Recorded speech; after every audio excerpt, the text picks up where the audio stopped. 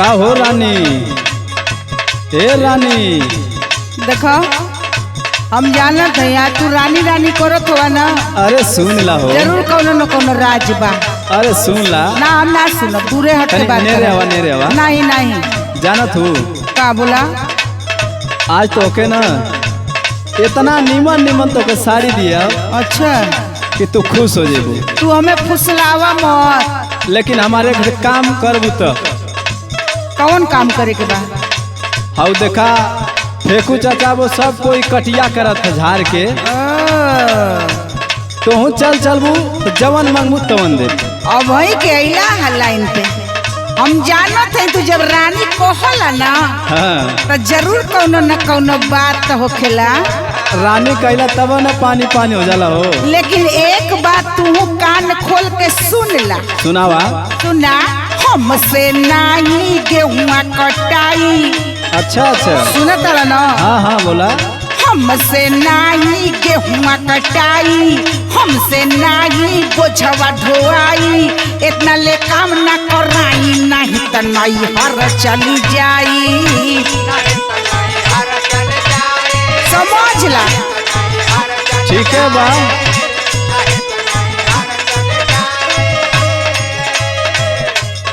अरे बाप रे बाप, हमसे कटिया उटिया ना होई। नैहर चल जेबू तो इकुल कैसे होई? ना हो तो हम ना जानत हई, हम तो ना काटब। सुना सुना। हाँ कहबू तो धनिया गोड़वा दबाई। अच्छा सुना तू? बड़ा प्यार आवता। हाँ हाँ सुना। कहबू तो धनिया गोड़वा दबाई, ऊपरा से हम तेलवा लगाई, गोदिया में तोहे सुताई, बाकी दागे हुआ कटाई।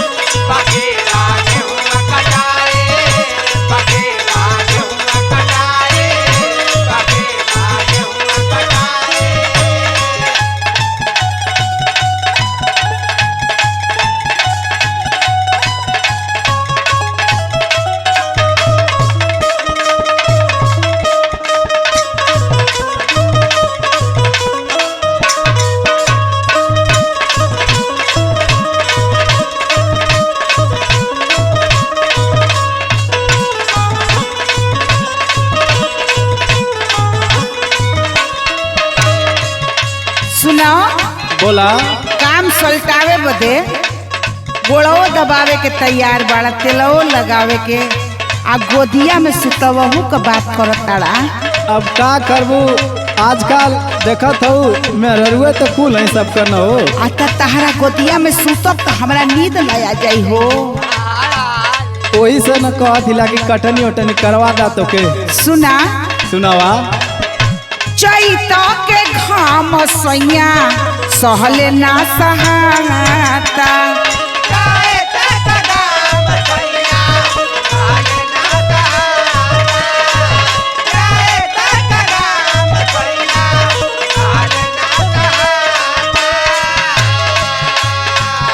पड़ताटे गरमी सैया रहले ना रहता।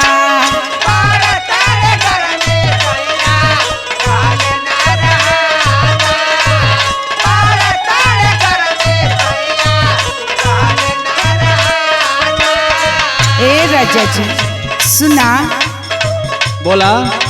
चैत के घाम सैया सहले ना सहाता, पड़ताटे गरमी सैया रहले ना रहता। और सुना। हाँ बोला। अब खेतों में कूलर लगवाओ पड़ी का? अरे हमसे नागी होई कटनिया। हाँ काहे हो? हमसे नाही होई कटनिया, दहिया सुखाई के भइल चटनिया।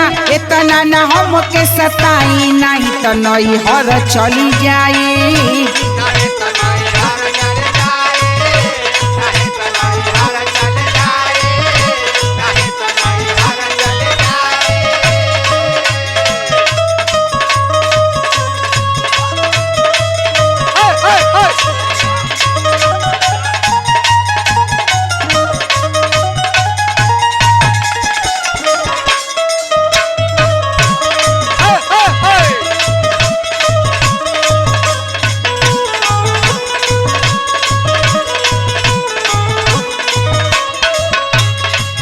तोके खेते में घाम लगत है। काहे ना घाम लगी हो, हम आदमी ना हई। अब कूलर नहीं तो एसी थोड़ा ना लगी।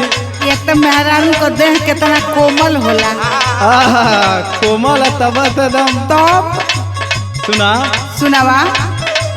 4 दिन के काम होए कहला तू धनिया। अच्छा तू मजा करवा। अरे कहला हो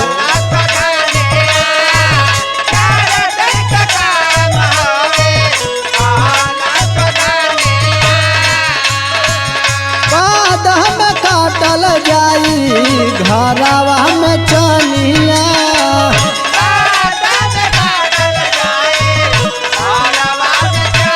हाँ जब पैबा तब ना।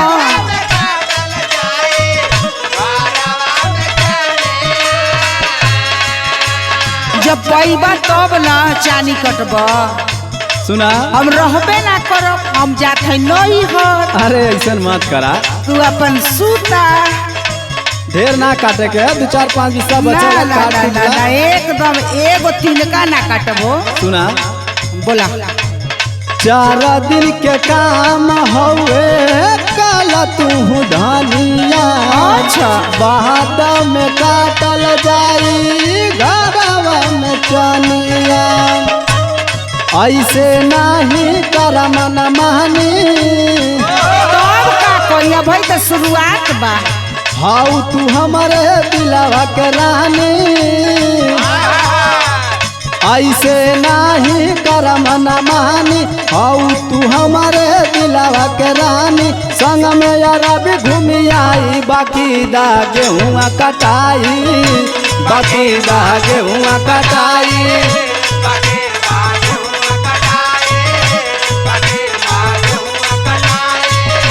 नहीं तो नहीं हर चली जाई। बाकी दा गेहुआ कटाई। नहीं तो नहीं हर चली जाई। बाकी दा गेहुआ कटाई।